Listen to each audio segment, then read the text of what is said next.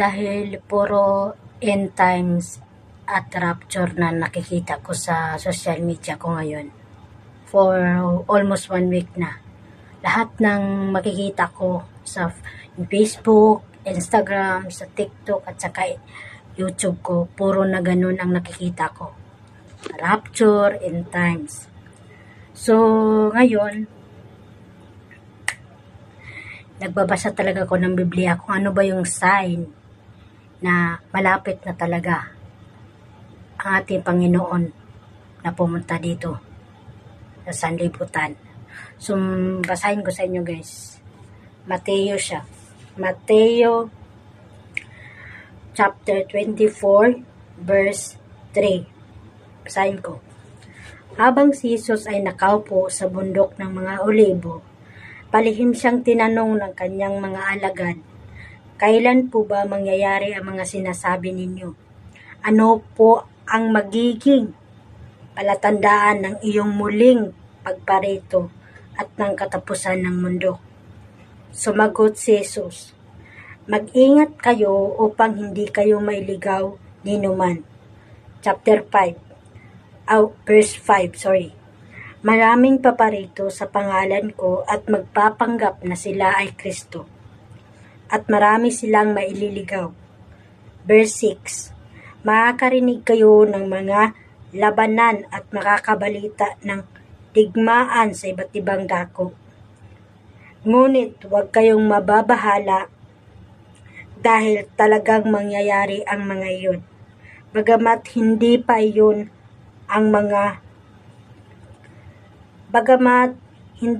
iyon ang katapusan ng mundo.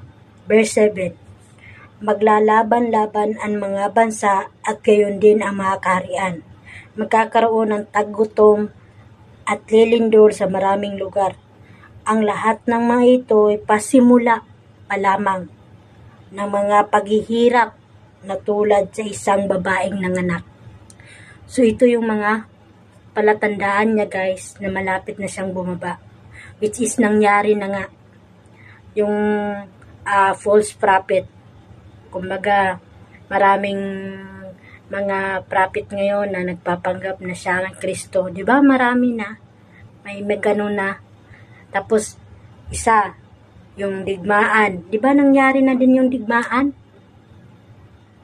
Tulad ng Russia at saka Ukraine, Israel,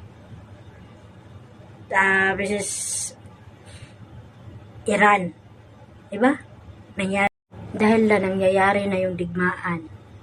Tapos yung mga lindol, diba? Nangyayari na din. Taggutom, nangyayari na rin. Diba? So, malapit na nga talaga siyang bumalik. Kasi, nangyayari na yung mga sign niya. Na sinabi niya. Di ba? So, kung halimbawa, darating na nga siyang bukas, or pangalawa, or sunod buwan. Ang tanong, ready ka na ba na ma-meet siya? Paano pag sabihin sa'yo sa Panginoon na hindi ka masama sa rapture? Ang sakit yun. Yan yung pinakamasakit na matatanggap mo sa Kanya. Dahil ang rapture kasi guys, yan yung time na kukunin ni Jesus yung mga anak niya kasi ayaw niyang mapahamak sa 7 years of tribulation. After ng rapture, mangyayari na yung 7 years of tribulation. Yun ang maranasan ng sobrang hirap sa mga time na yan. 7 years? Oh, matira-matibay na yan dyan guys.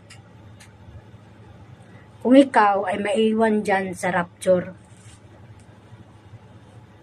Kasi ngayon, hindi ka pa rin nagpo-focus sa pananampalataya mo. Hindi ka pa rin nakikinig sa mga nagsasabi na ang Panginoon ay malapit na bumalik.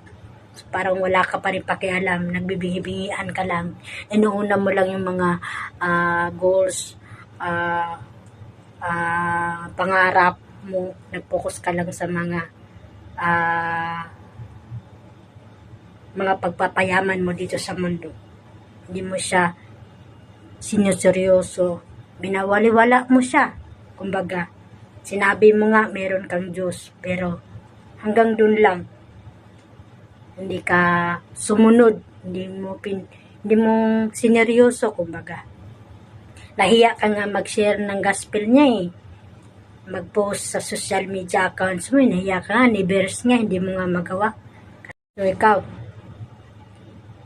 hindi mo nga magawang mag-post ng kahit isang verse sa social media accounts mo kasi piling mo nauihan ka, piling mo nahiya ka,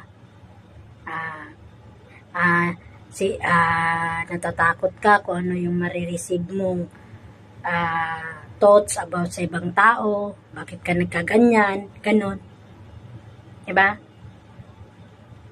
So kapag nahihiya kang mag-share ng gospel sa Panginoon, may sinasabi siya dyan.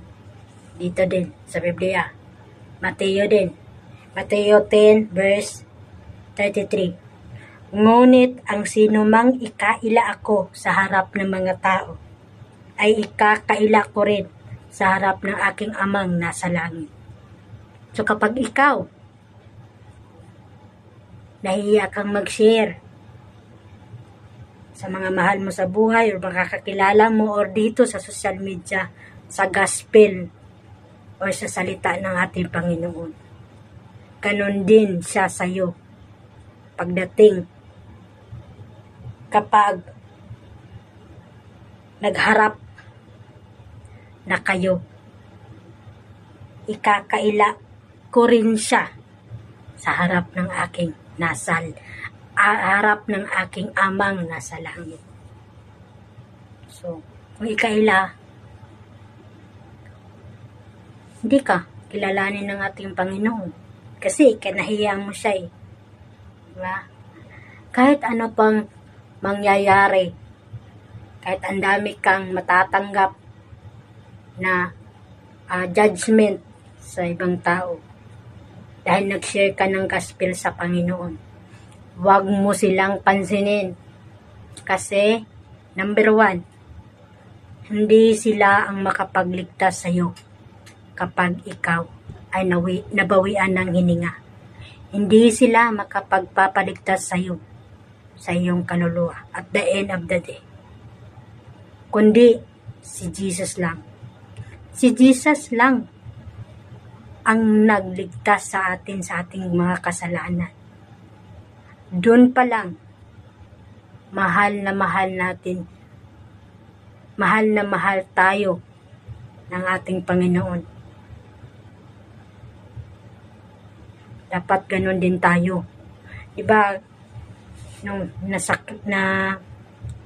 napako siya sa cross, grabe yung paghihirap niya, mga sakit na natamo sa kanya. Pero, di siya nagreklamo.